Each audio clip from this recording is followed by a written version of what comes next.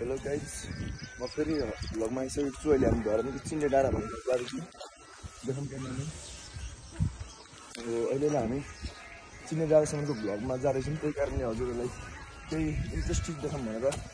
अब नकुद्नु सक्ने पनि कुदेर जानेलाई हेर्नुहोस् यो गेटअपमा जाँदैछु त्यही कारणले सब्सक्राइबहरू गरिदिनु होला सास्टिङै माथि पुगिसक्यो झन् त्यहाँ पुरा के होला त्यही भएर वाचिङ मोर हेलो हामी चाहिँ अहिले सबै भन्नुपर्दाखेरि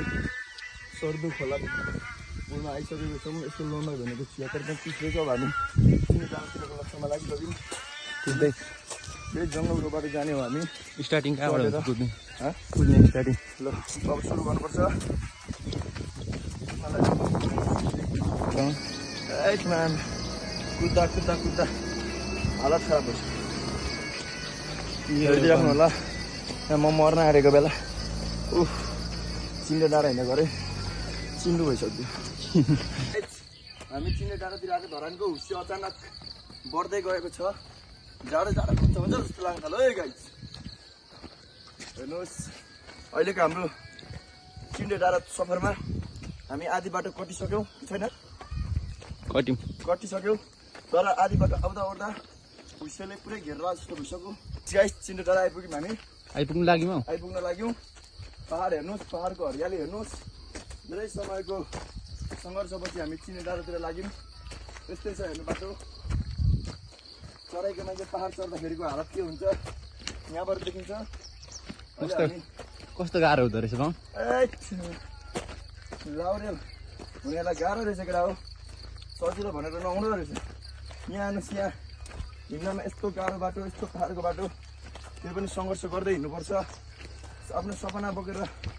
हिँड्नु गाह्रो छ साथी हो भ्यू देखाउनु पर्यो मजाले ल स्थगित त्यस गाइज हामी फाइनल चिन्ने डाँडा आइसकेको छौँ अहिलेको भ्यू हेर्दाखेरि हेर्नुहोस् पहाडको हामी यो पहाडको बाटो पनि जानेछौँ अर्को पालिका तपाईँहरूले राम्रो सपोर्ट गर्नुभयो भने यता देखाउँ मेरो बाबु यता धरानको बाटो यही हो